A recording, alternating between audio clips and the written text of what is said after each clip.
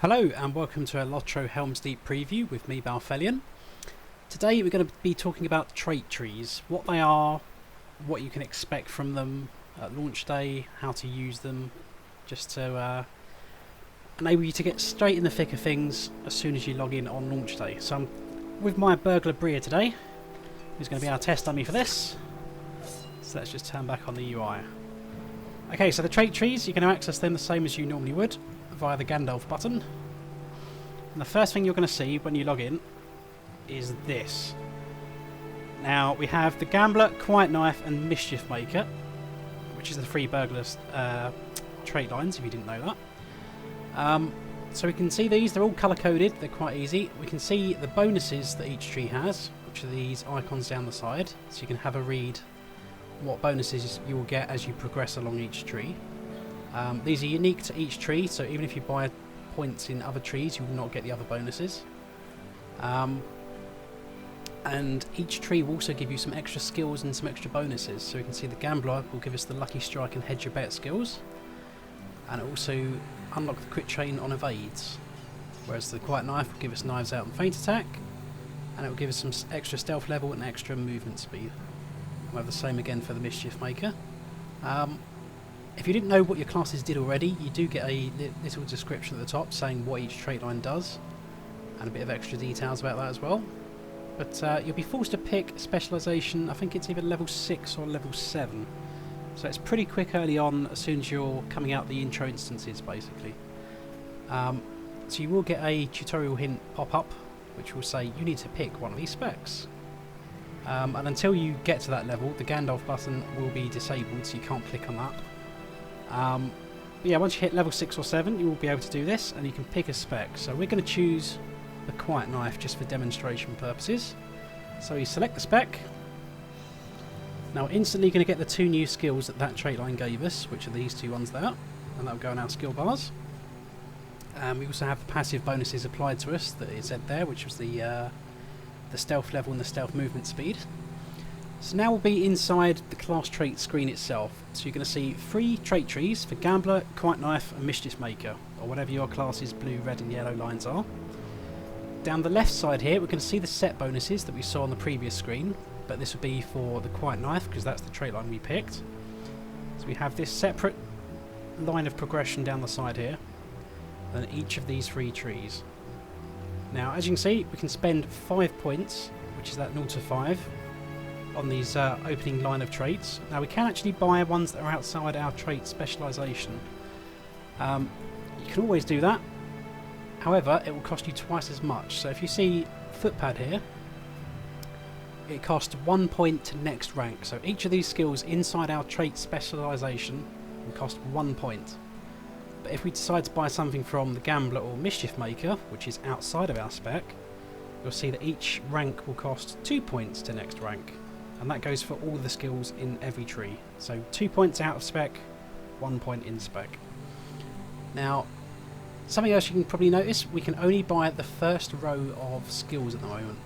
And that's because we need 5 in every tier, for lack of a better word, to unlock the next tier of skills, or the next row. So we need 5 in every row to get to the bottom. So if I spend 5 points in Agile Hands here, you're going to see all these colours will suddenly start moving. Now, this red one, which is our spec, as we rank that down, as soon as it hits the second row skills will light up. And similarly, this yellow one on the side here, or gold one, for every 5 skills that gets, and this one doesn't matter where you spend your points, but we'll come back to that in a minute, but every 5 ranks we get, one of these will light up all the way down to the bottom, which you'll see the last one requires 35 ranks. We'll come back to that in a minute. So okay, 5 points of Agile Hands will suddenly unlock the second tier of the Quiet Knife. It won't unlock the second tier of the Gambler or Mischief Maker because we need to spend 5 points in those trees to unlock the second tier of that specific tree. But you also see on the left we have unlocked the first set bonus for Quiet Knife, which is improved Knives Out. Now the set bonuses kind of take the role of class trait slots as they did pre-Helm's Deep. So if you're a free or premium player and you had to unlock your class traits by buying them in the store, instead of buying class traits, you're going to buy class bonuses now. So I believe they should carry over for any class traits and legendary traits you've bought. So I should be able to buy 5 class traits and 2 legendary. And there are 7 set bonuses. So those should translate 1-to-1 for any ones that you've unlocked currently. Now the thing to note is that 5 ranks to progress the gold bar is ranks and not skill points. So if I was to spend some stuff over here, I spend 2 points per rank, but I only get 1 rank towards that. So I still need to buy all 5 ranks of this, which is costing me 10 points technically, to unlock the next bonus there. So this will basically go slower if you spend points outside of your trait line. Going back to the what the skill points are themselves, if I just come back here, as you'll see, I have 55 points available, which is, I think, technically the maximum that a level 85 character could have when Helm's Deep launches, and that means I've not only am I level 85, but I've done all of my class traits that exist in the game as well, which can grant additional trait points. And I believe the absolute maximum once you're level 95 in Helm's Deep will be 65 points, and that also includes 5 points which come from completing all the quests in each of the 5 zones of Helm's Deep. So there's a final quest in there that will give 1 trait point each. But from the moment you start earning trait points, you will get one of those every 2 levels as you level up. You can get additional ones for doing class quests. Certain class quests will unlock some of those. I'm not sure if they've finished linking them up inside here in the deed log. By looking, class traits completed. Oh, they have put them in there. Okay, so we have each class deed will require us to use one of or 3 different deeds, which will take me a while to find in here. But there are meta deeds basically for your class deeds, and they will give you a point each, and there are 8 of them. So if you complete those, as soon as you get the skills while you're leveling up, you can have extra trait points early, which is always nice. But the maximum you can have at 85 will be 55 points, going up to 65. So that will enable you to get pretty damn deep in your trees. Bearing in mind, in your spec tree, you will only need to spend 35 of those points in order to get your maximum set bonus. And then you can spend the rest outside of your trait line, which will cost double points, or you can buy any remaining points inside your set tree. You don't have to buy everything along the way, as you'll see if we just buy random stuff. So if I spend 5 points in here, I don't need to spend 5 points in this trait, I can just carry on going. Like so. Now, where I've hit this point, there's only one that I've bought in this line.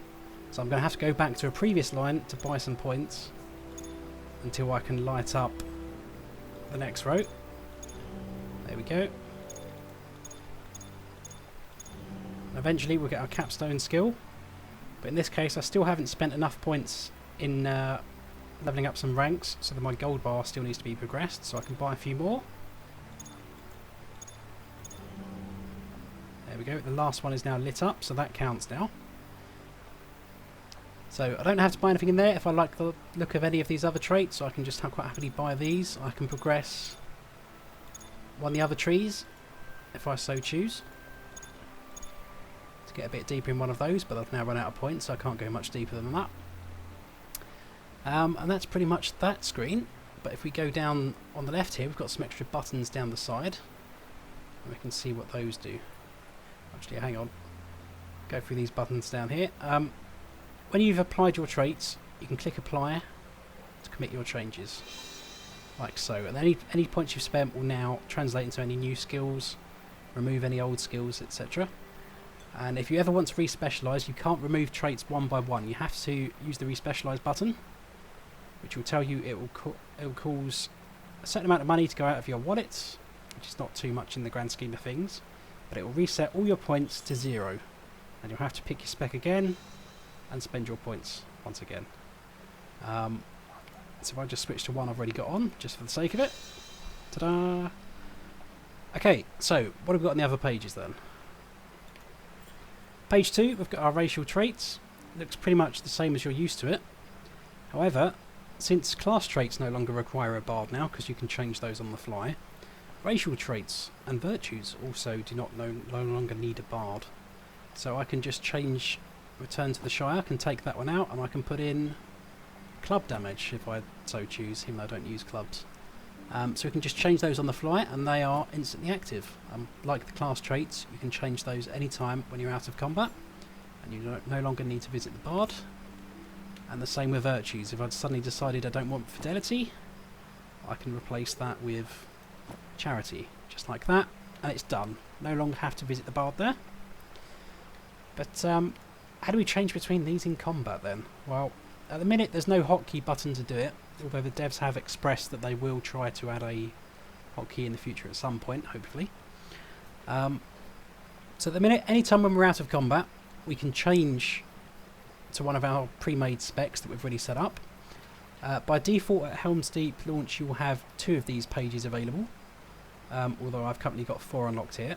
But you can unlock extra pages with mithril coins there. So as you can see, that's going to cost 100 mithril coins. And I think that's a static cost of 100 mithril coins for all the pages. It's not a ever-increasing one. So as you'll see, I will have 3 traits lines already set up, 1 for each of the trait lines. I've not necessarily spent all the points.